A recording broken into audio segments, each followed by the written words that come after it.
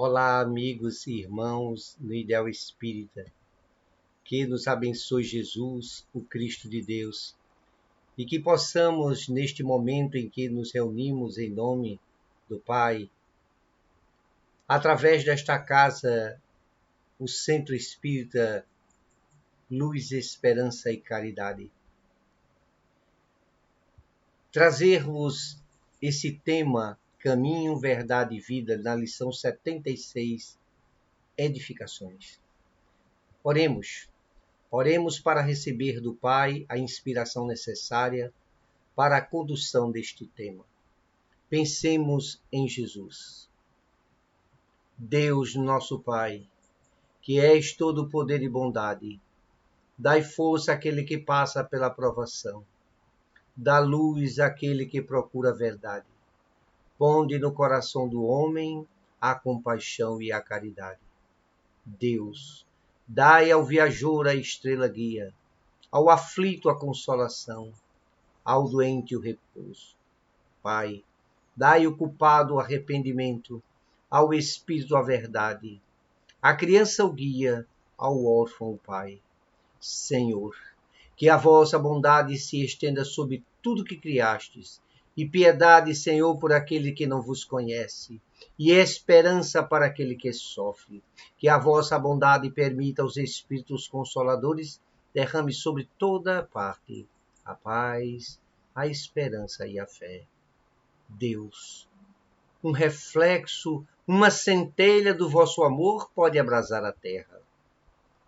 Deixa-nos beber na fonte de bondade fecunda e infinita, e todas as lágrimas secarão, todas as dores acalmar-se-ão. Um só coração, um só pensamento subirá até vós como um grito de reconhecimento e de amor. Como Moisés sobre as montanhas, nós vos esperamos de braços abertos. Ó poder, ó bondade, ó beleza, ó perfeição. E queremos de alguma forma merecermos a vossa misericórdia. Deus, dai-nos a força de ajudar o progresso, a fim de subirmos até vós. Dai-nos a caridade pura, dai-nos a fé e a razão. Dai-nos a simplicidade, que fará de nossas almas o espelho onde deve se refletir a vossa imagem. Caríssimos e amados irmãos no Ideal Espírita, esta lição Edificações 76 desta obra magnífica de Emmanuel, através das mãos abençoadas de Francisco Cândido Xavier, neste livro Caminho, Verdade e Vida. Na lição 76 nós temos algo que nos fala sobre edificações. Nós precisamos observar as palavras de Mateus, no capítulo 5, item 14. Vós sois a luz do mundo.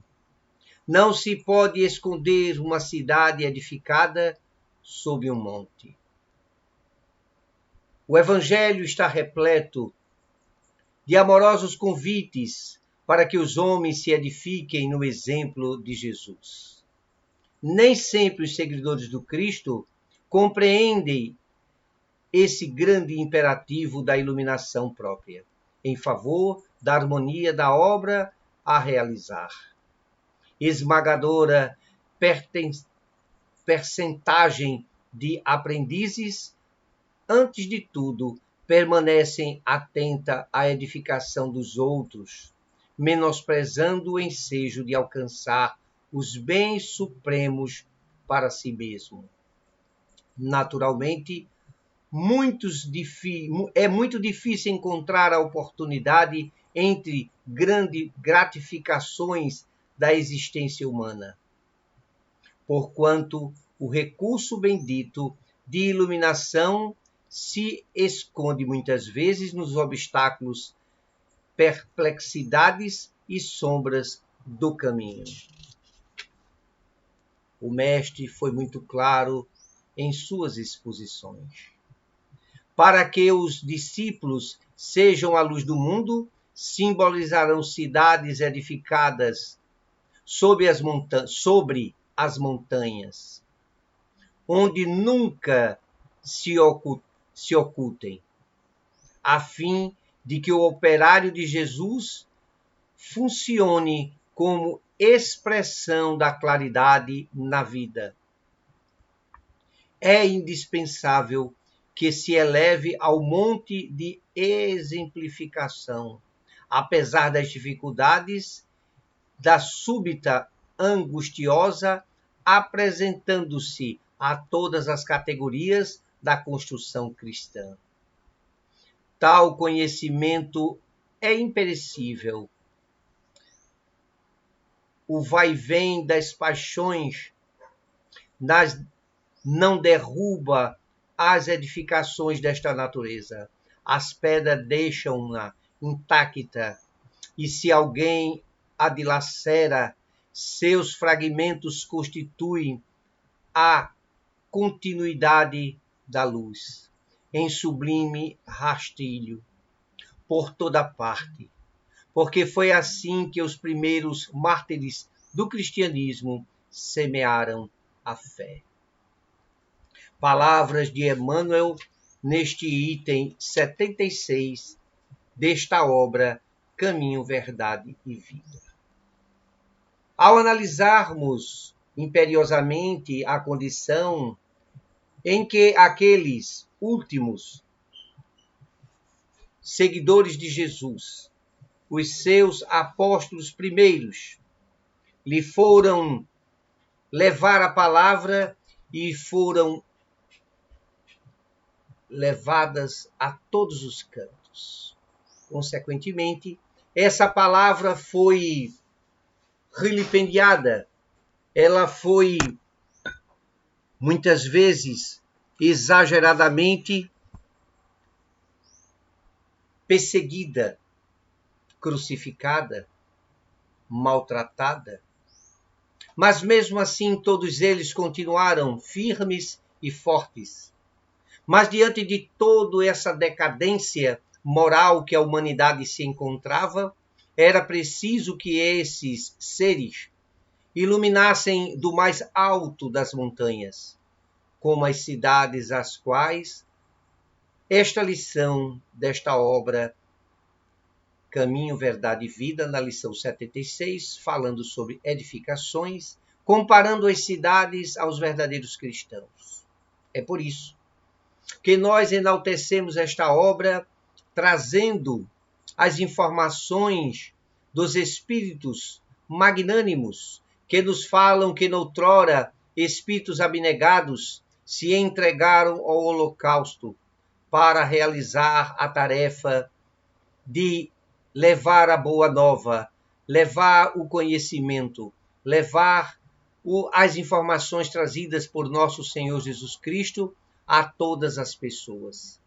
Não poderíamos deixar de lembrar que esses espíritos foram previamente preparados para descer aos circos das vidas e entregar-se como exemplo, como mártires, para a realização da edificação da palavra da boa nova nos corações de toda a humanidade. Lembremos-nos que muitos homens em suas vidas e cotidianos foram convocados e nos fazem lembrar aqueles mais quase que insignificantes no Evangelho, mas que apresentam-se como uma história muito mais contundente e recheada de modificações que possamos imaginar. Recordamos de um homem simples que vivia do campo, que vivia da terra e que sofria amargamente porque encontrava-se em dificuldade. E naquela tarde como qualquer uma outra, a sua esposa reclamava. Reclamava porque o seu filho ardia em chamas, porque estava com febre. E ela dizia: homem, procura na cidade algum unguento, algum remédio, procura um daqueles que são chamados hoje de médicos, mas eram curandeiros, eram homens que viviam dessas crendices, de curar as pessoas com ervas e com procedimentos. E é nesse instante que aquele homem recorda-se do início do seu casamento. Recorda-se que aquela mulher que hoje amarga era uma mulher tão boa, suave e terna, que lhe dera 2 filhos, Rufus e Alexandre, que eram os seus exemplos de amor, de fraternidade e companheirismo. Não tivera recebido a bênção de uma menina, mas de 2 lindos homens, um varão chamado Alexandre e Rufus, o mais novo. Espíritos que contemplavam seu pai com a energia, com um homem destemido, bondoso e sempre temente às coisas que lhes eram apresentadas. A dificuldade, os sofrimentos, a vida, sempre eram cogitadas em sua vida, porque viviam difíceis, eram tempos difíceis na Roma antiga. E eles estavam como um homem que procurava na terra extrair o alimento para a sua família, que era sempre com muita dificuldade. A seca, a terra árida, os calos na mão, mas sempre animado, dizia a seus filhos: acordem, hoje nós vamos achar o nosso tesouro. Ele contava uma história a seus filhos, que naquela região um grande rei tivera passado naquelas terras, e como trazia grandiosa riqueza em seus baús, e fora atacado por homens salteadores, ele enterrara em algum lugar e fora sucumbir, e ninguém encontrou até aquele instante aquelas jarras de ouro, aquelas botijas de ouro. E sua mulher, ao ouvir essas histórias, dizia: pare de inflamar as crianças com esses seus sonhos, que você não leva a nada às crianças. Elas ficam pensando que vão encontrar alguma riqueza, que nós iremos ficar ricos, que nós poderemos sair dessa situação em que nós nos encontramos, de tanta penúria. Aquela mulher que no início do casamento era tão bondosa e aceitava as suas histórias, e muitas vezes saía a capinar, a limpar, a cuidar da terra, mas mesmo assim uma enxadada aqui, uma aqui ou acolá, procurando esta botija. Antes sorria, hoje reclamava. E eles estavam agora diante de uma dificuldade, porque seu filho Alexandre, o mais velho, ardia em chamas, estava com febre. E logo pela manhã, ao acordar, a mulher levanta dizendo: vai procurar logo este unguento, vai à cidade, vê se você consegue trazer algo para passar a febre de nosso filho. E ele levanta-se, nem espera o seu café da manhã, sai desesperado em direção à cidade. Anda léguas, lembra-se de todo esse caminho, que era árduo porque era devidamente causticado por um sol que ardia em sua pele. E ao se aproximar da cidade, começa a perceber que aquela cidade está diferente. Existe algo que está acontecendo, porque a cidade está quase que vazia. E ele procura num canto, noutro, nos bares, nos locais que as pessoas vendiam aqueles ungüentos, tudo fechado. E as pessoas se encaminhavam todo a lá, aquele Monte da Caveira. O que está acontecendo? Por que todos estão nesse alvoroço? E aí aquele nosso irmão Simão começa a andar, e esfregando as mãos e perguntando: olha, aquele curandeiro, ele não está aqui, ele está lá no monte também. Meu Deus, o que é que está acontecendo neste monte? Porque todo mundo vai para este monte, o que foi que aconteceu? E as pessoas olham para ele, assustados, e perguntam: o senhor não está sabendo? Não está sabendo do homem que vai ser crucificado? É um tal de Jesus, o Cristo, aquele que falam que é o Nazareno. Vem lá de Nazaré, como se de Nazaré pudesse vir algo que prestasse. E aquele homem disse: mas por que vão crucificá-lo? Não sabemos. Este homem não cometeu crime algum, mas foi levado para a presença do sumo sacerdote, aquele que representava Caifás, e que foi levado à presença do governador da Judéia, Herodes, e que estava preparado para libertá-lo, mas que fez a última menção no final daquele momento, daquele período, que era necessário ser feito, porque era um período de festividade entre os romanos, e era preciso que eles entregassem 2 criminosos, para que eles pudessem escolher entre um e outro. E aquele povo que estava ali já tinha feito a sua escolha. Era uma escolha entre Jesus e Barrabás. E novamente a esperança daquele povo estava calcada no imediatismo. Procuravam eles libertar um homem que trazia força, que trazia liberdade em sua espada. E deixaram Jesus ser crucificado. E ele se espantou. Como assim? Escolheram um ladrão? Escolheram um malfeitor para representar ao povo? Sim, e deixaram o Messias ser levado à crucificação.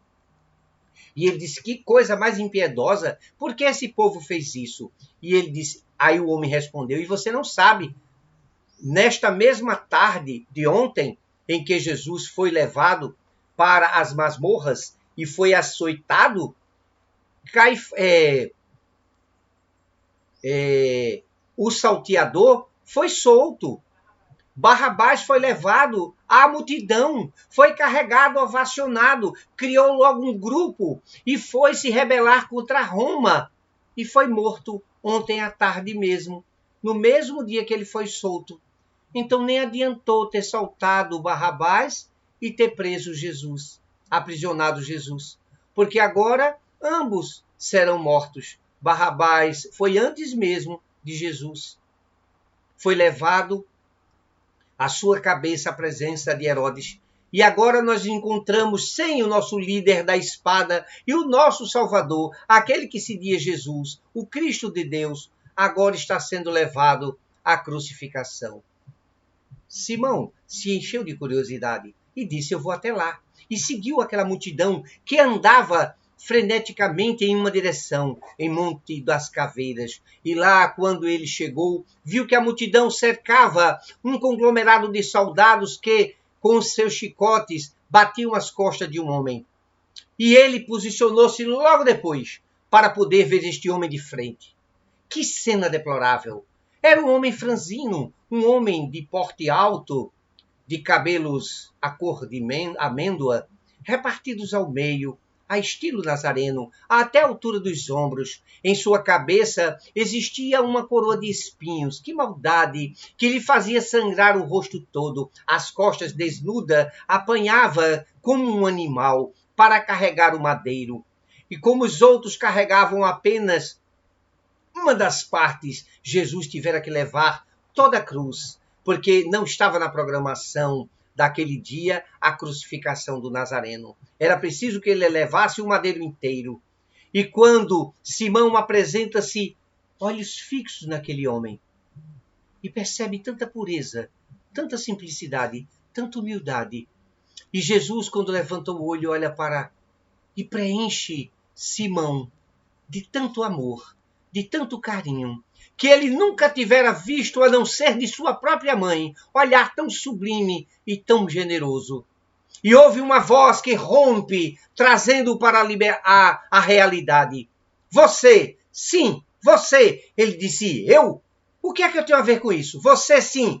Como é seu nome? O meu nome é Simão. Eu sou de Cirene. Sim, você, Simão de Cirene, ajuda este homem a carregar a cruz. Ele disse, mas eu não tenho nada a ver com isso. Eu vim apenas olhar, não interessa. O soldado lhe dá uma ordem, e a ordem de Roma era para ser cumprida. E aquele homem caminha em direção, e olhando a situação em que Jesus já tivera caído, já pela terceira vez.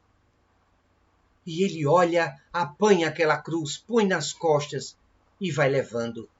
E vê que aquele homem caminha lentamente ao seu lado, de cabeça baixa, mas sem dar um gemido sequer, sem reclamar, sem desdenhar, sem exortar nenhuma revolta, mas com um olhar incomensurável amor.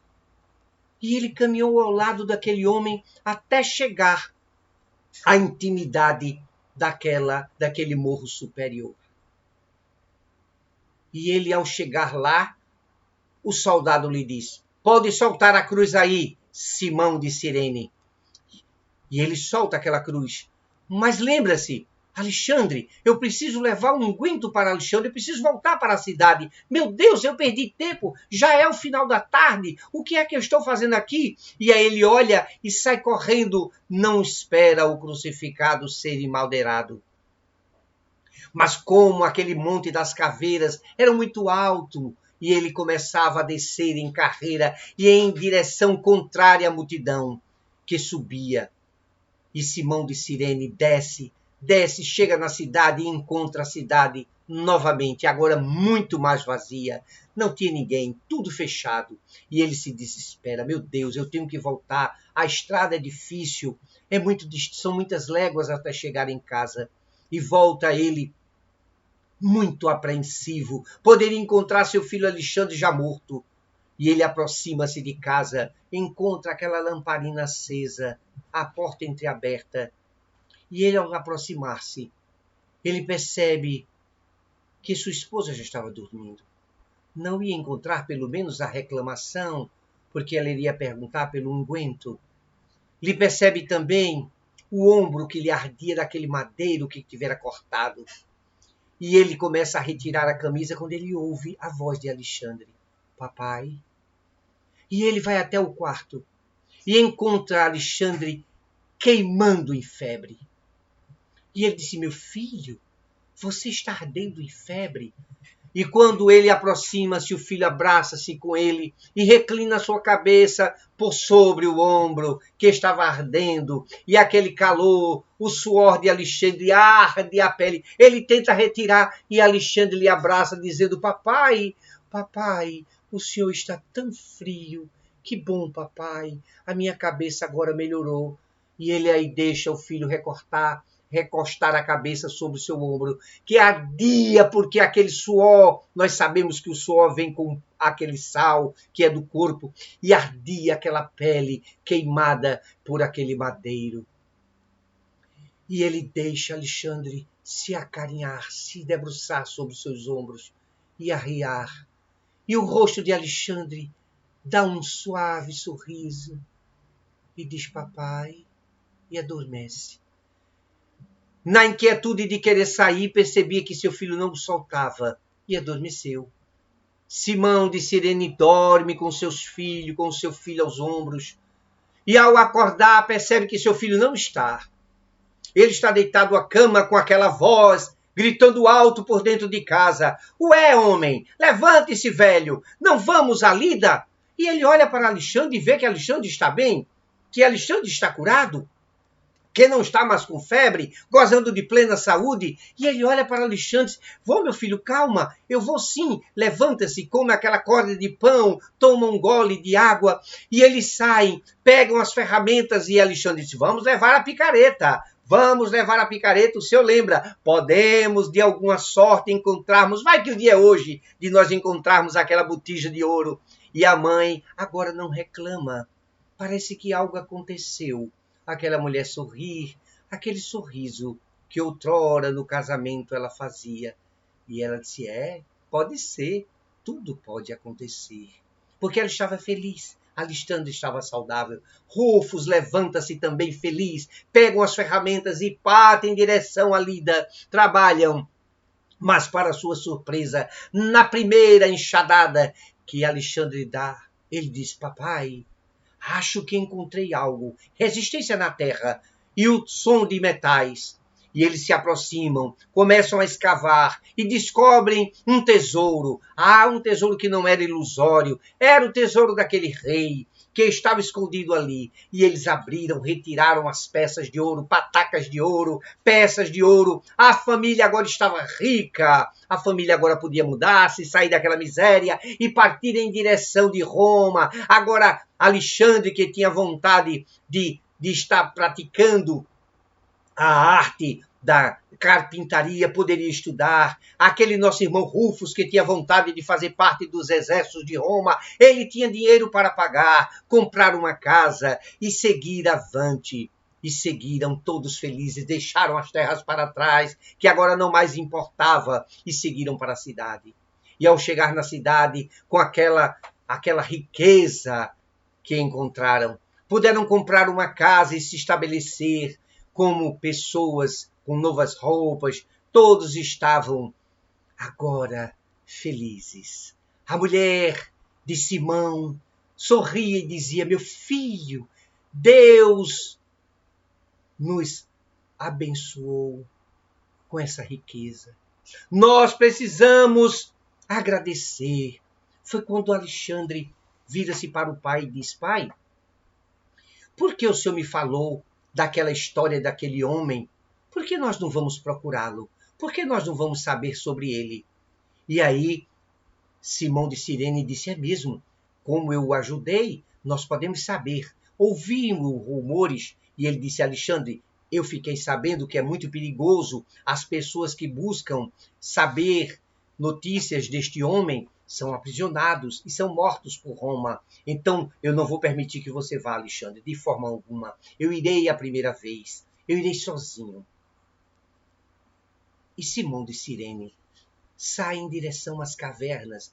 Os cristãos que estavam afugentados, temerosos pelas perseguições de Roma, que matavam a todo qualquer um que seguisse Jesus, que falassem de suas peripécias, de suas curas, que falavam da sua vida, da sua bondade, do reino de amor, do poder que existia neste homem que transfigurava as famílias. E ele lembrava que carregava o madeiro daquele homem e que em seu ombro, que ardia pelos cortes do madeiro, Alexandre ficou curado.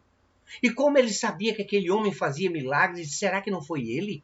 Que história é essa? Esse homem chegou na minha vida de uma forma surpreendente e com os cortes do meu ombro, meu filho ficou curado, meu filho ficou saudável, a febre passou.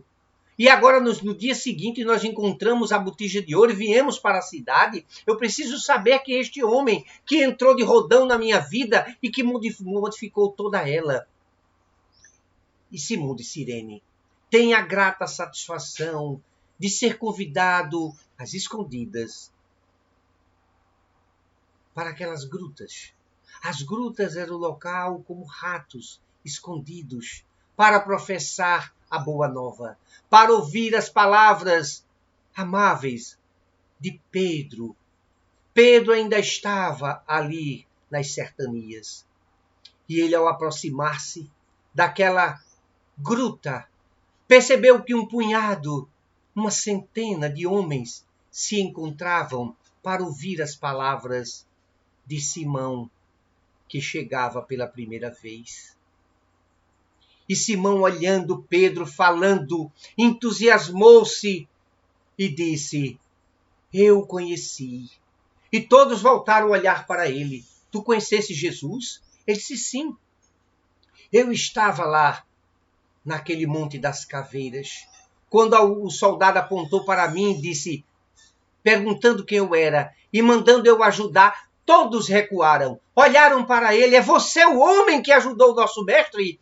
Você foi o homem, o glorioso homem. Nós queríamos saber quem ele era para agradecer. Todos se ajoelharam diante de Simão.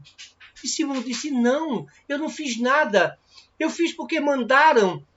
Mas aí Pedro olhou para ele, de olhos inebriados, disse: meu querido Simão, tu és de Cirene, e tu fostes a alma bendita que teve coragem de ajudar o nosso mestre, onde eu neguei, outros fugiram, e alguns, na loucura, se mataram, deixando o nosso mestre só. E tu tivestes coragem de carregar o madeiro. E aí Simão olhou e disse: como assim? Conta, Simão, conta para nós. E convidou Simão para fazer parte agora de um dos oradores que ia falar de Jesus. Conta, simplesmente conta para nós.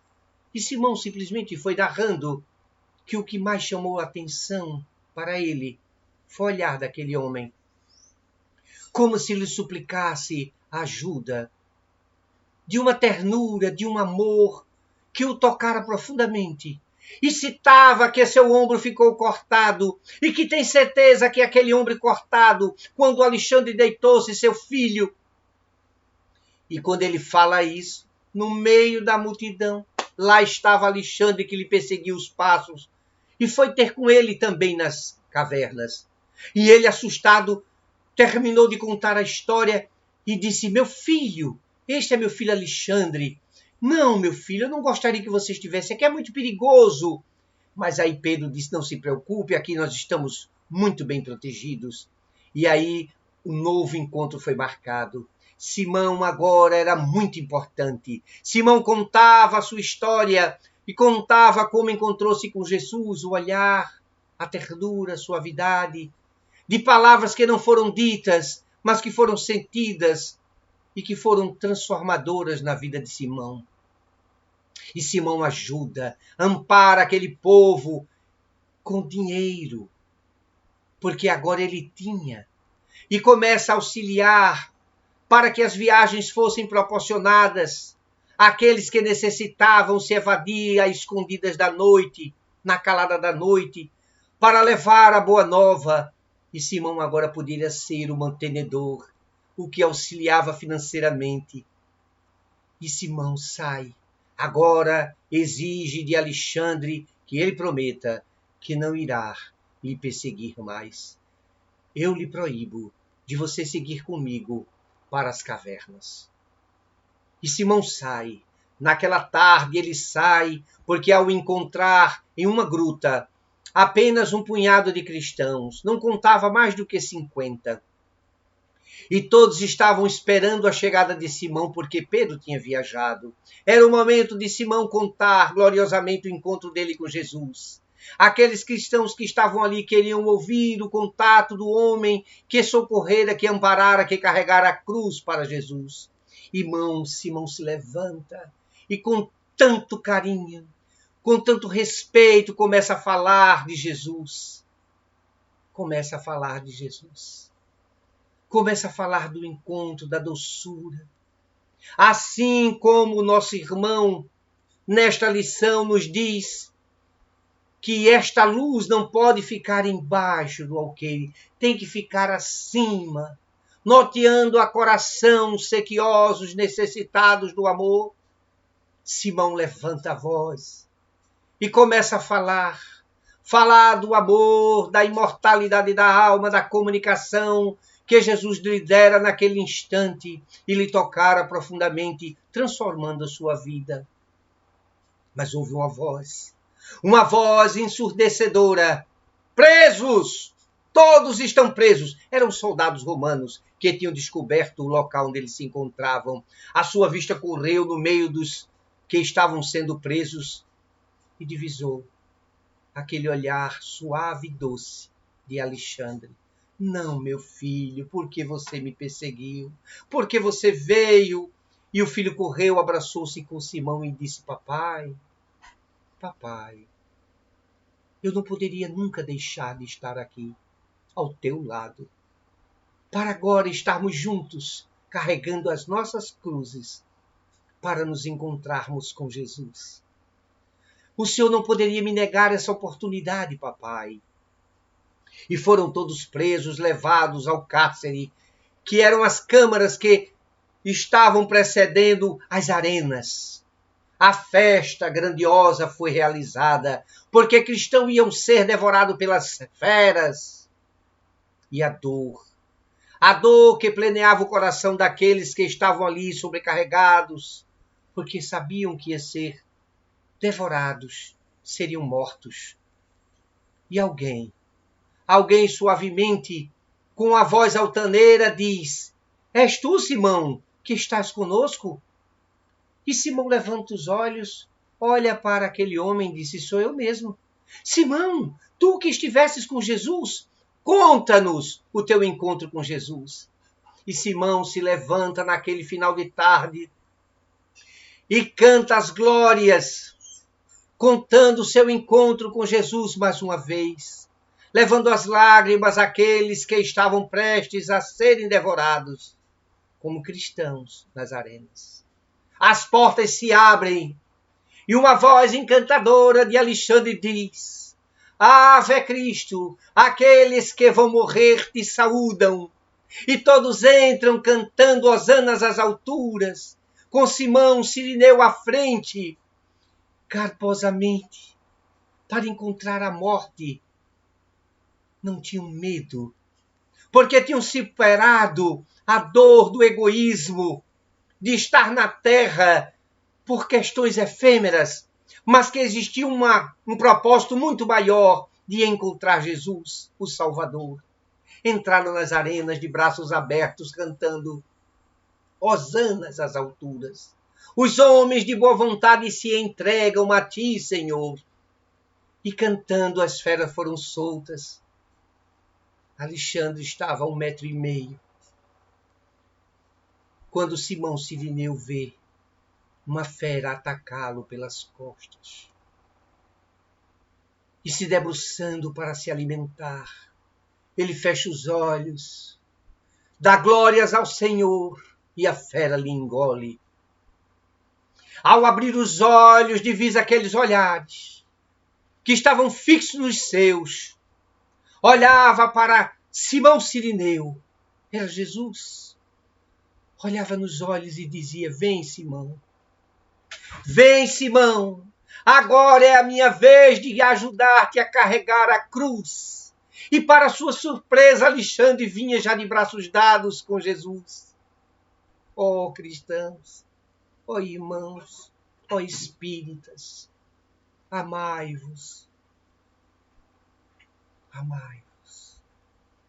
Busquemos sedentos deste amor que glorifica o reino dos céus, da entrega totalmente aos espíritos que estão ainda decaídos, sobrecarregados, a coragem de levantar altaneiramente esta luz, que é a doutrina dos espíritos, para convidá-los à ceia com o Senhor, onde ele irá partir o pão e nos dizer: eis-me aqui. Este é o meu corpo, que é dado a vós. E da mesma maneira, ele levanta aquela taça que continha o vinho, que representava simbolicamente o seu sangue. E ele dizia: eis aqui o meu sangue, é a nova aliança que faço entre vós. E após a pronunciar essas palavras, Jesus exortava um novo mandamento. Olhando os seus discípulos, a primeira equipe que veio trazer a boa nova, Jesus dissera: em verdade, eu vos dou um novo mandamento. Amai-vos uns aos outros, como eu vos amei. Espíritas, amai-vos. Espíritas, instruir-vos. As casas espíritas são as edificações que foram preparadas para serem postas no alto da colina, para que todos possam ver como os representantes fiéis da imortalidade da alma, da unicidade divina, da comunicação com os espíritos, das explicações dos espíritos em esta obra, o Livro dos Espíritos, que nos explica o mecanismo de comunicabilidade através desta obra, o Livro dos Médiuns, que nos faz enternecer recordando-nos as palavras de Jesus no Evangelho segundo o Espiritismo, que nos exemplifica com as histórias vindas do mundo maior dos Espíritos na obra O Céu e o Inferno, e que nos fazem compreender as lições científicas, explicando a Terra, a criação, o ser, o espírito, o perispírito, os fluidos, as energias, os pensamentos. E finaliza nesta obra a Gênese, com os tempos são chegados. É hora. Espíritos amigos, que edificam bem, que glorificam as edificações em nossos corações, de expormos as nossas casas como verdadeiros celeiros para matar a fome e edificar a luz nos corações daqueles que necessitam. Ó Senhor Jesus, abençoa a todos nós, aqueles que comprometidos com o teu evangelho, levantam esta bandeira, Senhor, de Deus, do Cristo e da caridade. A doutrina dos Espíritos reveladas em 1857 para nos transformar a vida como a de Simão Cirineu. E é o momento de carregarmos a nossa cruz. É o momento de edificarmos esta doutrina com sinceridade de propósito, a fim de subirmos até o Pai e podermos no caminho encontrarmos o nosso Jesus, o Cristo de Deus, que irá olhar, olhos fixos nos nossos, e podermos dizer: Senhor Jesus, missão cumprida. Tu me chamaste, Senhor, dizendo que ampararias todos aqueles que sofrem, que são oprimidos e sobrecarregados.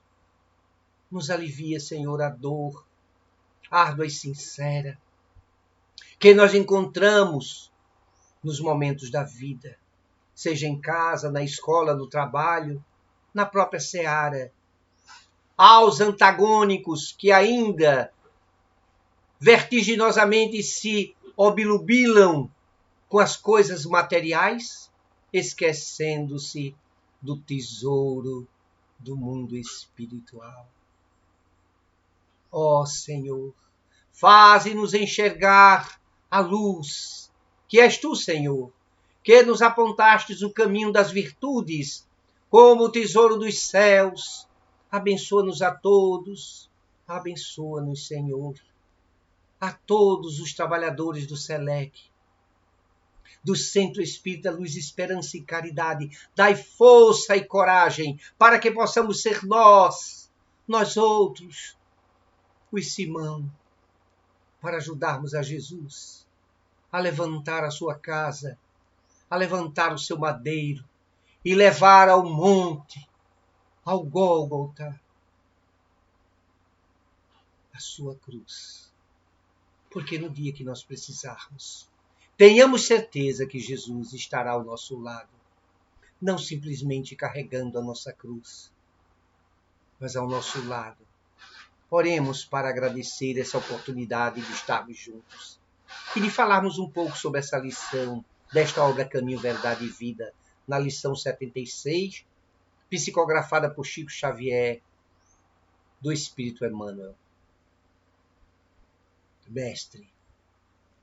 Mestre Senhor da vida, que nos ensinastes a viver, mas sabermos, Senhor, que as nossas atitudes nos levaram ao sofrimento, que as nossas atitudes nos levaram às perseguições, às dores cruciantes do corpo, mas que nos fazem resignados a encontrar a luz do mundo que és tu, Senhor. Abençoa-nos, protege-nos. Faz-nos, Senhor, verdadeiros cristãos, que nessa simples oração queremos dizer: Pai, Pai nosso que estais nos céus, santificado, Senhor, seja o vosso nome, venha a nós ao vosso reino, e seja feita a vossa vontade, assim na terra como em todo o universo. O pão nosso de cada dia nos dai hoje, mas oferta-nos também, Senhor, a oportunidade de termos o pão espiritual. Livra a nossa alma do erro, do desterro e da dor. Faze-nos perdoar, Senhor, aqueles que nos ofenderam, e para que possamos ser perdoados por Ti, Senhor, pelos equívocos de passados escabrosos, delituosos. Reconforta-nos a alma, Senhor, em saber que todos nós unidos como irmãos sinceros e afáveis do Teu amor, possamos nos encontrar no reino dos céus, felizes um dia. Ó Senhora Santa Maria, Mãe de Jesus, rogai por nós, pecadores, agora e na hora do nosso desenlace. Muita paz, meus irmãos, que Jesus os abençoe e que Deus permita podermos nos reencontrar em um futuro breve. Muita paz para todos.